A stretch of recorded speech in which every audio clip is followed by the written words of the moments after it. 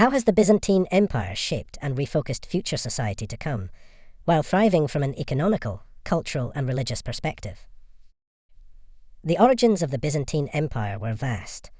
Originally begun as part of a whole Roman Empire, it practically split into half. The eastern half of the Roman Empire essentially became the Byzantine Empire. The word Byzantine comes from the word Byzantium. This was the name of an ancient Greek colony that was founded by a man named Byzas. The colony was on the European side of the Bosporus, which was the strait that connected the Black Sea to the Mediterranean. Byzantium served as a transit and trade port between Europe and Asia. The population of Constantinople during the 12th century was around 400,000. The density varied greatly between different neighborhoods. As for the empire as a whole, it had a population of 7 million by the end of the 8th century. This kept rising to over 12 million during the mid-10th century, and then falling to 9 million during the 12th, and to even lower to 5 million with the arrival of the Ottomans. The Golden Age was when the Byzantine experienced flourishment. Advances in military strength, religious influence, and art, all occurring during the reign of Justinian. The empire expanded territories into Western Europe, prompting for the construction of the Hagia Sophia. In 330 AD, Roman Emperor Constantine I chose the location of Byzantium to be what was called New Rome, and named its capital Constantinople. This provided the city with a new status as the political capital of the Roman Empire. Roman law was used to educate the elite, ruling by a system called Corpus Juris Civilis, also known as the body of civil law. This was the collection of fundamental works in jurisprudence put into use by Emperor Justinian I. Sometimes it was called the Code of Justinian. Damn, this man was a narcissist. Greek and Roman culture was used to maintain an organized government focused on the court and the great cities of the Byzantine Empire. Byzantine life and class distinction. Early marriage in the Byzantine Empire was incredibly common. Girls were getting married at the age of 12, while boys were getting married at the age of 14. Consent and involvement from parents was a given, and the marriage was considered a binding contract. Remarrying was allowed as long as a suitable time period passed by a widow, and third marriages were very rare. Justinian I's laws prohibited divorce unless both parties consented to retire to a monastic life, which was a monk life. Constantine I established Christianity to be New Rome's official religion. As the Byzantine Empire transitioned from New Rome to what it became, the Council of Chalcedon in 451 established the division of the Christian world into separate patriarchies, including Rome, along with Alexandria, Antioch, and Jerusalem. Women had many different roles to play at this time. Although they did many jobs similar to men, some special ones they did were acting as midwives, medical practitioners, washerwomen, cooks, matchmakers, actresses, and the major one, prostitutes. Along with these, if they had the capabilities, they could own their own businesses.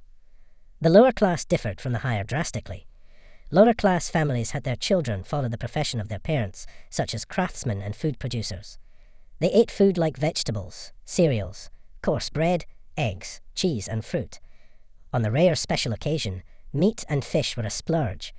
They lived in multi-story houses called insulae. These were grouped but separate buildings that provided economically practical houses. The higher class families usually had the means to acquire special education and secure jobs such as lawyers, accountants, scribes, and diplomatic positions. They ate foods such as wild birds, hares, pork, lamb, olive oil, rare spices from the East, expensive wine, and desserts stuffed with currants, nuts, cinnamon, and honey. These families lived in multi-roomed houses that contained courtyards, gardens, fountains, and sometimes a chapel. In death, people were buried in specific cemeteries outside of the town. Higher-class families typically have carved gravestones and a commemoration for the dead. When it came to clothing, the aristocracy wore fine clothes, many made of silk imported from China and Phoenicia, which was an ancient civilization along the coast of the Mediterranean Sea that stretched through present-day Syria, Lebanon, and northern Palestine. Nobles wore clothes that were dyed with Tyrian purple, extracted from murex shellfish, to set them apart from commoners who were banned from wearing the colour. The rich Byzantines liked to wear gold, silver, and gemstone jewellery. Fashion rules still existed for the rich. Emperor Justinian I decreed one. He was allowed to embellish things with pears, emeralds, or hyacinths. Poorer members of society had to make do with woolen tunics and long bland cloaks. For entertainment, the streets were filled with jugglers, acrobats, beggars, food and drink vendors, idlers, prostitutes, fortune-tellers, lunatics, holy men, ascetics, and preachers. Here's a quote for the great and super-righteous Byzantine Emperor Justinian I. "Glory to God who has thought me worthy to finish this work. Solomon, I have outdone you." This is the Hagia Sophia, located in present-day Istanbul, Turkey. The architecture of the Byzantine Empire was a breakthrough.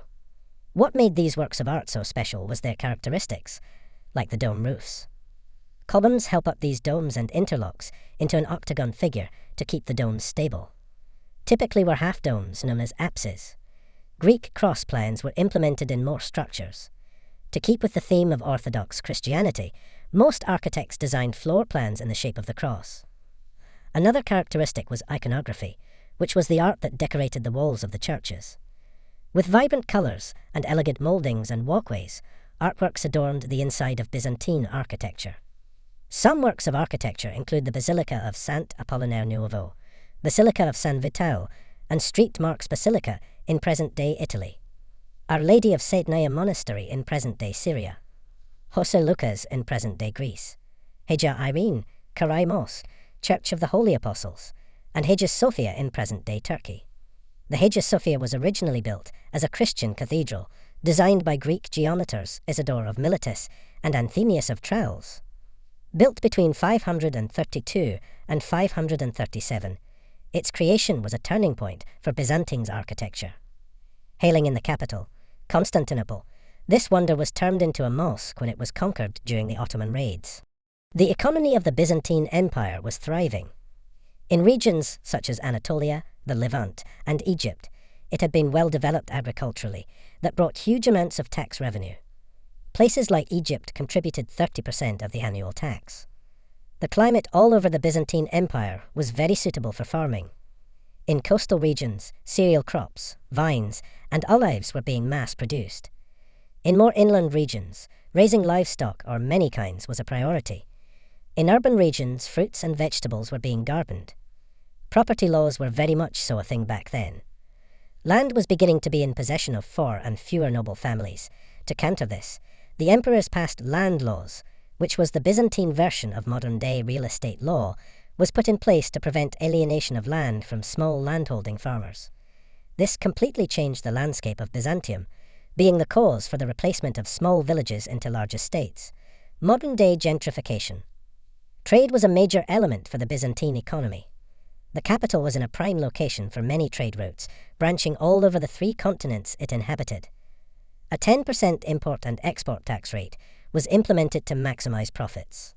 Silk, oil, wine, sail, fish, meat, timber, wax, ceramics, linens, cloth, spices, and perfumes were of the few things being traded.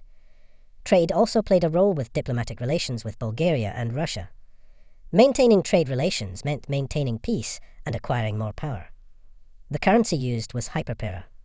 This was the currency that replaced numismata, which is the Greek word for coin.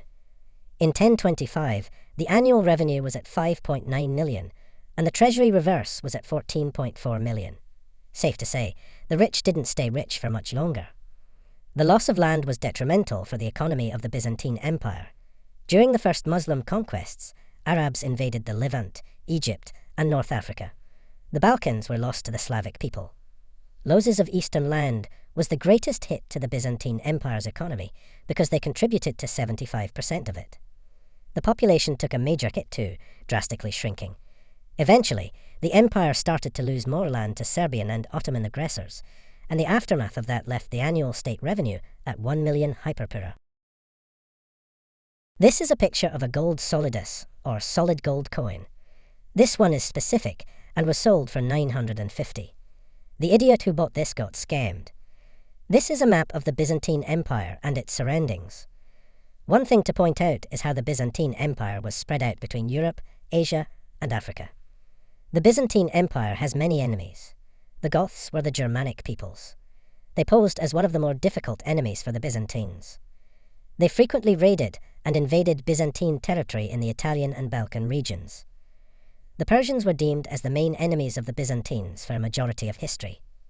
Persians and Byzantines clashed for territory and influence over the Middle East, usually fighting over trade routes that were important for their economic development.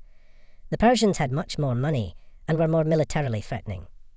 The Nomads, Huns, Bulgars, Avars, Khazars, Hungarians, Pechenegs and Cumans were more minor conflicts and didn't pose much of a threat to the Byzantine Empire. They primarily wanted land that was in the south, which was cattle-herding land. The biggest enemy to the Byzantines were the Ottomans. Aside from the Ottoman Empire as a whole, one specific man, Ertugrul Gazi, was one of the most feared of the Ottoman Turks. He was the chief of the Kei tribe and assisted the Seljuks, who were another major enemy to the Byzantines with the conflict. Here's a short clip of a fight sequence between Ertugrul and the Byzantines.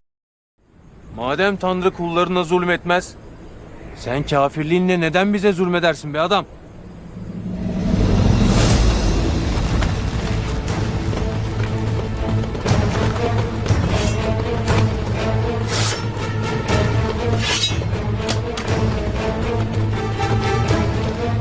Adamlarımı öldüren o hain sendin demek.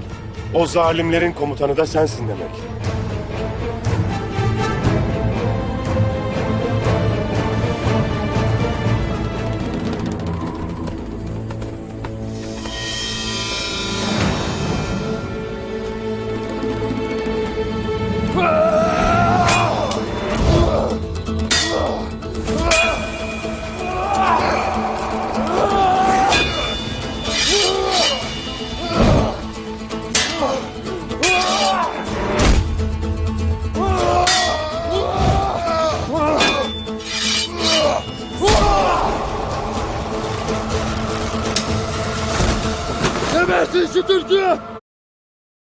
The Russian Primary Chronicle was a chronicle written by Kievan Rus and others that dates back to the 9th century.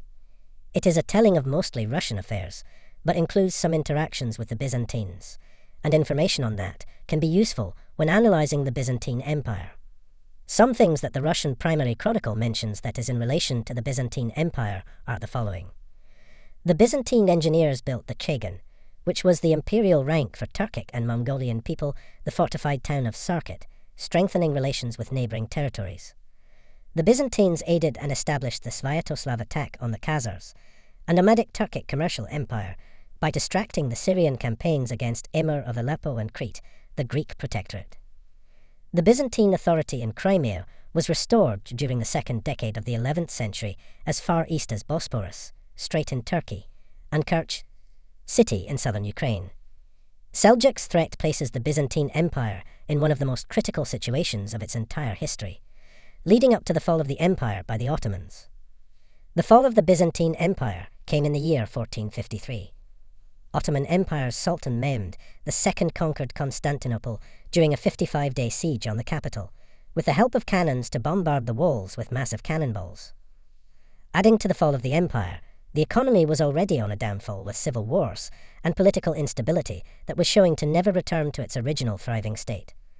The loss of trade routes and territories created issues within the empire, along with the declining military strength in comparison to the enemies the empire has accumulated throughout the years. The capital was eventually renamed to Istanbul, and the Hagia Sophia was turned into a mosque, along with many other changes. So how did the Byzantine Empire shape and refocus future society? When you look at the impact of the Byzantine Empire as a whole, you start to understand what it truly meant for history. Its spread of Orthodox Christianity throughout Europe, Africa and Asia brought Christianity to the Slavic countries, Greece, the Balkans, and many other places all over the continents.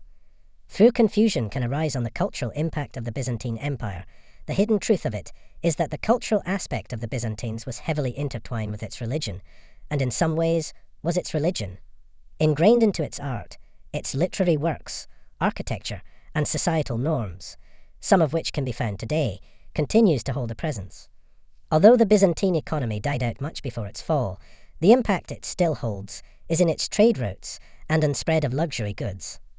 The trade networks established by the Byzantine Empire created a legacy and commercial practice that in some ways are still being observed.